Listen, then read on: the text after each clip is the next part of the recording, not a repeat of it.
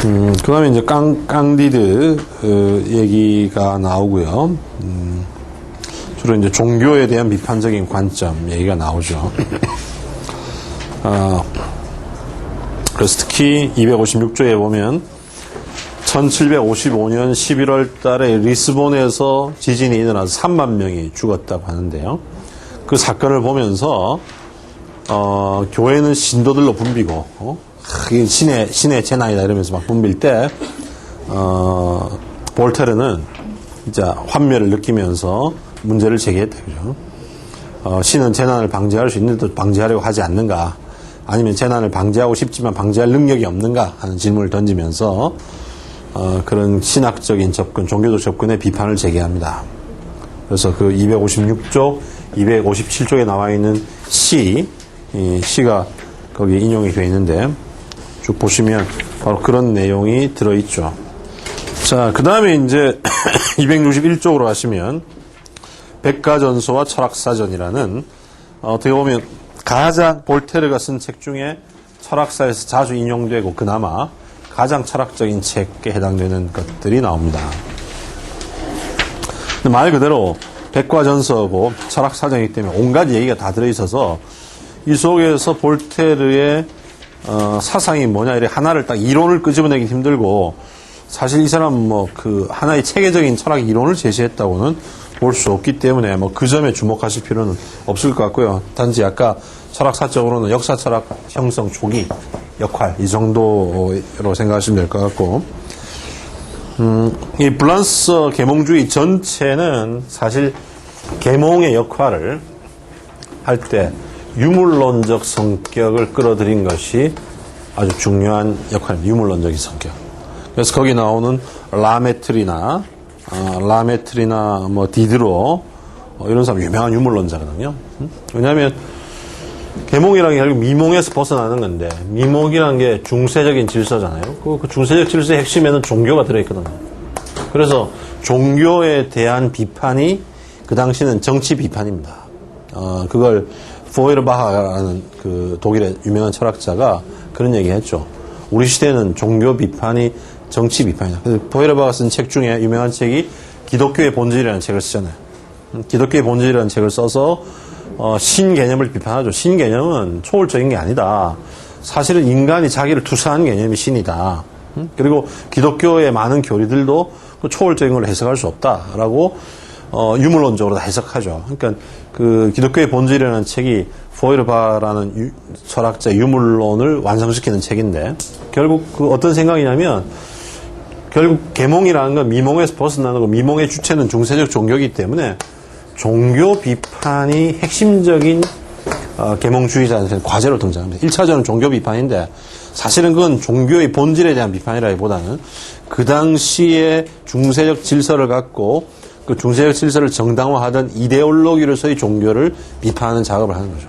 그걸 통해서 중세적 이 일종의 전체주의를 정당화하는 이데올로기인 당시의 종교를 비판하고 개인의 해방, 개인을 주체로 만드는 그 역할에 전념하는 겁니다. 그러니까 막스도 종교를 민중의 아편이라고 했을 때 그때 종교도 막스가 종교의 본질에 대한 비판인가 아니면 막스 당시의 종교의 기능에 대한 비판인가가 다를 수가 있는데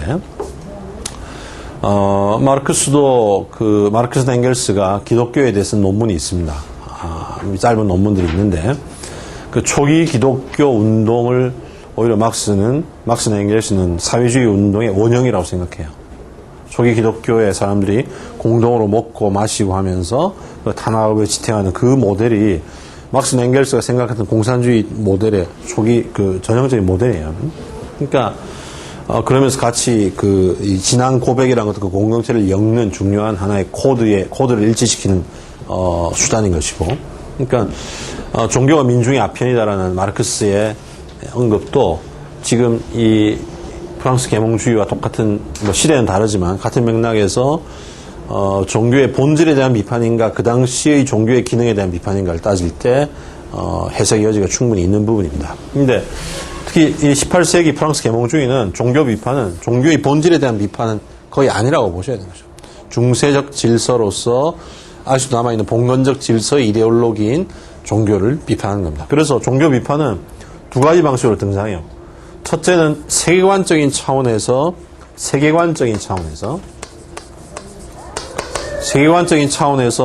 종교적 세계관을 무너뜨리는 작업. 그게 뭐냐면 유물론적 작업을 하는 거죠.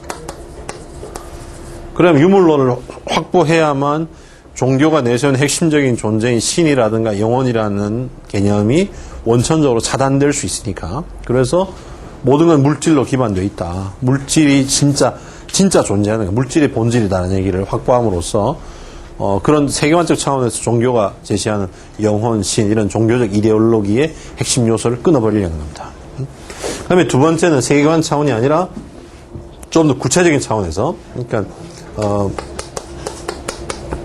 개별 영역 차원에서는 과학을 내세우는 거죠. 과학.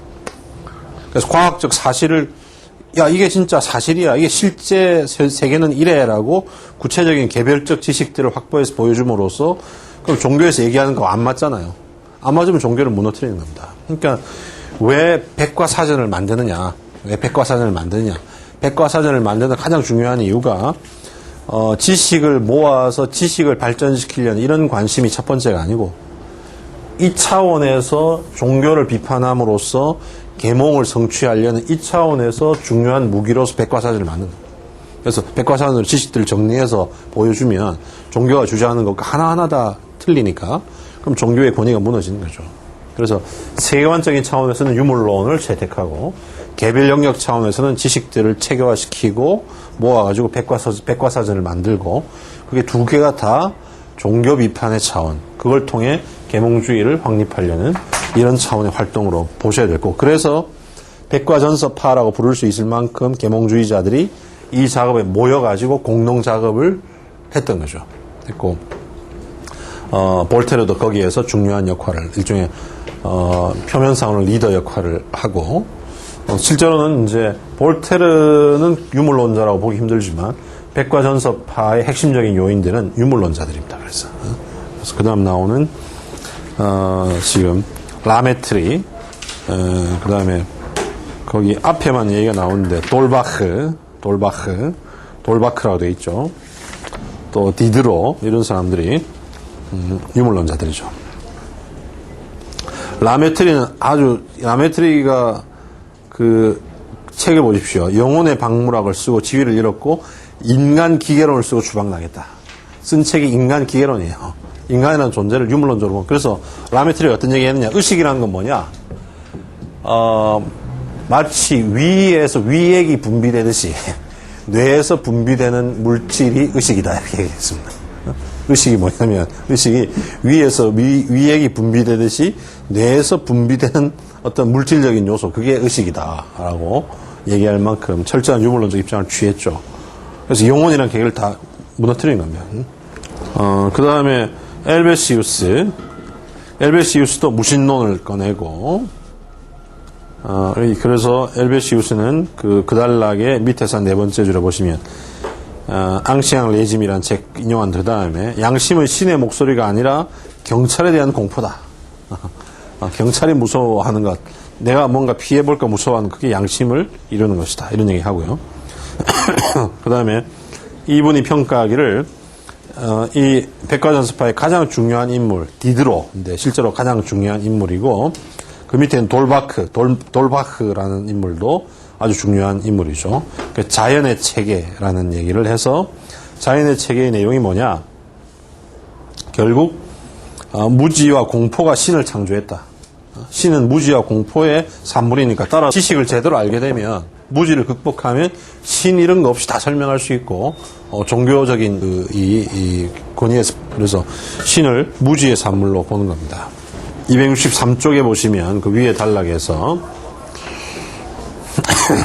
위에 한 5번째 줄에서 천국이 파괴될 때 비로소 지구는 정당한 권리를 가질 거라는 식으로 얘기를 했다고 이 저자가 지금 평가를 하는 거죠. 유물론은 세계에 대한 지나친 단순화일지 모르지만 모든 물질이 생명을 갖고 있을지도 모르며 의식의 통일성을 물질과 운동에 환원시키는 것도 불가능할지도 모르는데, 그러나 유물론은 교회에 대항하는 효과적인 무기여서 더 좋은 무기가 발견될 때까지는 이용하지 않을 수가 없었다. 그래서 유물론을 채택해서 교회에 저항했다. 그래서 백과전서를 만들기 시작했고, 그다음에 볼테르는 그 다음에 마지막 단락에 보시면은 여기에 가담을 했다가 몇 가지 집필을 해줬고 했지만 그게 끝난 다음에는 자기 나름대로 백과사전을 꾸미기 시작했다는 거죠. 그래서 그 책을 철학사전이라는 이름으로 출간을 합니다. 그러니까 철학사전은 볼테르 본인의 개인적인 작업이고, 백과전서는 이 백과전서파 프랑스 계몽주의자들의 공동 작업이고, 그렇게 볼 수 있는데, 그래서 대담성으로 알파벳 순으로 주제를 배열하고 쏟아내는데, 그래서 결국 프랑스 계몽주의자로서의 면모를 역시 이 백과전서파에 가담함으로써 보여줬다라는 점이 되겠고요. 그러다가 이제 아주 철학적인 입장에서부터 정치적 어떤 그 문제까지로 등장하면서 종교적 문제까지도 등장한 게 266쪽부터 나오는 파렴치를 분쇄하라라는 부분인데요. 그러니까 종교의 그 권위에 실제 도전한 사건이 흐름이 나옵니다. 이까지는 이론적이고 이데올로기 차원이었는데, 그래서 몇몇 사건들이 생기면서, 부당한 사건들이 생기면서 268쪽에 보시면 거기에 분노해서 268쪽 세 번째 주제를 보시면 그는 이제 단순한 문인이 아니라 행동인이 되었고, 전투를 위해서 철학을 버리고 그 파렴치를 분쇄하라는 모토를 채택해서 교회에 직접 대항을 하죠. 그래서 그 다음 단락에 보시면 그 화해시키려고 볼테르를 매수하려고 했는데 거기에 넘어가지 않고 끝까지 싸웁니다. 그래가지고 269쪽에 보시면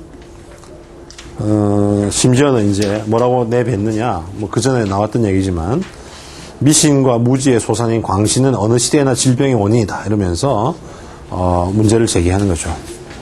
그리고 이런 일종의 그 당시 현실에서 상당히 강력하게 문제를 제기했던 것들이 많이 팔렸다라는 얘기가 나옵니다. 그래서 30만 부나 팔렸다라는 얘기도 나오고요. 그러고는 그 연장선상에서 조금 더 이론적인 차원으로 들어가서 270쪽에는 성경의 확실성과 신빙성에 대한 고등 비판에 착수했고, 왜냐면 결국 기독교의 중세의 모든 권위라는 건 성서를 기반으로 이루어지잖아요, 성서를. 그러니까 성서 해석을 다르게 해서 성서의 권위를 무너뜨리기 위해서 이른바 고등 비판이라는 작업에 착수했답니다. 일반적으로 이제 이때 말하던 고등 비판이라는 건 성서를 상징과 은유의 체계로만 보는 것이 아니라 성서를 역사적 사실에 기반해서 합리적으로 해석하는 겁니다. 고등 비판이라는 건. 그러니까 그 성서를 해석할 때도 성서를 상징과 은유로 보고 상당히 이 보수적인 기독교 입장에서 해석할 수도 있죠. 근데 고등 비판은 그게 아니라 성서를 그 실제적인 사실의 맥락에서 이른바 어떤 면에 보면 과학적으로 해석하려는. 그래서 그 성서가 쓰여진 환경, 성서의 컨텍스트를 중시해서 접근하는 그런 입장인데, 그런 입장의 일부를 착수했다는 거죠. 물론 아주 신학적으로는 그 명료한 접근은 아니지만, 그래서 예를 들면 이런 거 하는 겁니다. 그 단락 중간쯤에 보면 구약의 이야기와 연대학의 불일치점을 폭로하는 질문을 한다, 이런 얘기 나오잖아요. 연대학이라는 건 역사학에서 실제로 어느 해에 뭐가 있었고 어느 해에 뭐가 있었고 어느 해에 뭐가 있었고 쫙 나온단 말이죠. 구약의 이야기 히스토리가 이거하고 안 맞다 이겁니다. 그럼 이게 사실인데 그럼 구약 얘기는 사실이 아니잖아. 믿을 수 없는 건데 그걸 실제 믿으라고 그러면 어떻게 해? 이렇게 이제 되는 거죠. 그게 이제 고등 비판의 작업입니다. 볼테르와 루소인데 이제 그냥 느슨한 구도로 따지자면 볼테르가 이성을 강조하고 이성을 내세운 계몽주의의 흐름이라면 루소는 오히려 감정을 중요시한, 그래서 정서적인 요소를 더 중요시한 이런 대비로 지금 이 윌두런트가 대비를 하고 있는데요. 일반적으로 그런 얘기는 받아들여질 수 있는 측면이 있습니다. 그러니까 루소는 우리가 지금 알고 있는 자연으로 돌아가자라는 유명한 얘기가 함축하는 바가 인간의 삶에서의 약간 넓은 의미는 계몽주의자지만 계몽주의자 안에서 정말 인간을 해방시키는 요소가 무엇인가 할 때 그것을 지적 이성의 차원으로 좁히지 않은 철학자라고 볼 수 있는 것이죠. 지적 이성의 차원으로 좁히지 않은 철학자이기 때문에 이제 이런 식의 대비를 지금 이 책이 하고 있는데요. 먼저 책의 내용을 보시면 처음에 274쪽 처음에는 이제 뭐 중요하지 않은 얘기죠. 볼테르가 이렇게 교회의 횡포에 대항하는 투쟁에 열중하다 보니까 정치적 투쟁에서 물러나게 되고 또 한편은 나이 들면서 돈을 모아서 부자가 되니까 그 다음 단락에 보수주의로 기울어졌고 재산 증대 이런 걸 이제 생각해서 생각했다는 거죠. 그래서 뭐 이 철학사전 재산 항을 인용을 해놨는데 뭐 꼭 이게 볼테르 자기를 가리키는 듯한 맥락으로 인용을 하는데 그건 약간 오해를 불러일으킬 수도 있겠습니다. 그러니까 재산이 있다는 의식은 인간의 힘을 배가시킨다 이러면서 나오는 게 뭐 전쟁을 증오하고 이런 얘기 나오고요. 그 다음에 중요한 게 이제 볼테르가 275쪽에 혁명을 구제책으로 보는가에 대해서 그렇지 않다. 민중을 신뢰하지 않는다. 민중이 따지기 시작하면 만사는 끝난다라고 해서 대부분의 사람들은 너무나 바쁘다는 것은 이제 노동을 먹고 살기 위해 노동을 해야 되니까 바쁜 거죠. 그래서 노동에 얽매여 있는 사람은 너무나 바빠서 변화가 일어나 진리가 오리로 변할 때까지는 진리를 알지 못한다. 그들의 정신사는 신화의 교체에 지나지 않는다. 그래서 일반 대중, 민중은 문화, 사상의 발전에 들어올 수 없다라고 생각합니다. 엘리트주의적 성격을 가지는 것이죠. 엘리트주의의 성격을 가집니다. 그래서 실제로는 이제 계몽주의 안에서도 같은 계몽주의적 흐름 안에서도 이렇게 엘리트주의적 성격을 가지는 흐름과 어떻게 보면 좀 민주주의적 흐름을 가지는 흐름은 상당히 다르게 진행이 됩니다. 데카르트처럼 인간이면 누구다 다 커먼 센스를 가진다. 인간이면 누구다 다 상식을 가진다라는 건 이제 민주주의적 흐름 쪽에 가까운 것이고요. 볼테르처럼 대중보다는 정신의 발전을 기여할 수 있는 인물은 소수에 불과하다 보는 것은 엘리트주의 쪽에 가까운 건데 뭐 이유는 여러 가지가 있는 것이죠. 그래서 실제로 17, 18, 19세기까지도 많은 계몽주의 철학자들은 인간의 정신이 계몽되는데 그 계몽되는 사람의 수는 소수일 수밖에 없고 그래서 결국 인류의 문화를 이끌어갈 존재는 다수 대중이 아니고 소수의 개화된 엘리트일 수밖에 없다. 이런 시각들을 취하는 게 많습니다. 그래서 이른바 영웅이라는 요소를 중요하게 생각하고 정신적인 영웅 그것이 낭만주의 영웅주의로 이어지는 그런 연결점을 갖게 되는데 그때 이제 중요한 한 가지 요소가 결국 노동이라는 문제가 기여됩니다. 노동. 그러니까 노동과 문화의 발전, 노동과 정신의 발전 사이의 관계를 어떻게 볼 거냐 할 때 노동에 대해서 부정적인 시각을 가진 쪽은 당연히 엘리트주의로 가는 겁니다. 노동 이꼴 고통이고 노동에 매여 있는 동안에는 어떤 창조적 정신활동도 할 수 없다라고 생각하게 되면 당연히 노동에 매여 있는 일반 대중은 문화와는 거리가 멀어지는 거죠. 그러니까 노동에 해방돼야만 문화를 향유하고 창조할 수 있으니까 따라서 노동에 해방된 일부 엘리트만이 문화의 주체가 될 수 있다고 생각하는 쪽으로 가게 되는 거고 또 그렇게 되는 철학적인 이면에는 어떤 생각이 깔려 있냐면 결국 인간이 자기 정신을 발전시켜 가기 위해서는 이른바 도야의 과정이 필요한데 도야를 빌둥 자기를 닦아가는 도야의 과정이 필요한데 이 도야의 과정이란 건 먹고 사는 일에 충실히 거기 매여 있으면서 할 수 없는 거다 이겁니다. 그러기 위해서는 노동에서 해방된 존재만이 도야의 과정을 밟을 수가 있고 그건 소수일 수밖에 없고 엘리트주의로 가는 거고 고급 문화를 중요시하는 쪽으로 가고 이렇게 다 연결이 되는 거고 그렇지 않고 실제로 노동이라는 것을 통해서 문화라는 게 창조되고 노동이 문화의 실제적인 토대다라고 생각하는 사람들은 그렇게 생각 안 하는 거죠. 노동하고 있는 노동에 직접 참여하는 사람들이 문화의 토대로서 그 사람들이 그 노동하는 과정을 통해 세상을 변화시킬 뿐만 아니라 자기를 변화시키고, 그러면 변화된 만큼 또 세상이 변화되고 이런 노동과 그 대상 사이의 상호작용을 통해 스스로를 변화시키는 과정이 노동이기 때문에 그러니까 노동이라는 것을 일방적으로 대상을 바꿔가는 작업이 아니고 대상을 바꾸는 과정 속에 자기도 새로운 걸 습득하고 새로운 걸 자기 속에 포함시켜서 자기를 만들어가는 과정이니까 그래서 이제 노동을 통해서만 문화적인 존재가 될 수 있다 이렇게 보는 겁니다. 그래서 물론 시각은 노동을 강조하는 쪽은 좀 유적 차원, 인류 전체의 유적 차원에서 인류가 노동을 통해서 점점 인류의 수준을 향상시켜간다 이런 접근이 많고 엘리트를 강조하는 쪽은 개인적 차원에서 접근을 하는데 하여튼 그런 얘기들이 막 얽히면서 결국 계몽주의 안에서도 쉽게 얘기하면 민주주의적인 접근을 옹호하고 찬성하는 쪽과 민주주의적인 접근에 문제를 제기하고 반대하는 쪽으로 이렇게 나눠지게 되거든요. 진정 계몽되는 과정이 뭔가. 이제 그런 문제와 연관해서 이런 쟁점들이 관련이 되어 있는 겁니다. 밑에 관련이 되어 있는데 볼테르는 지금 보여지듯이 엘리트주의적인 관점을 취하고 있습니다. 루소는 그 반대에 있는 거죠. 루소는 민주주의적인 전통을 취하고 있고요.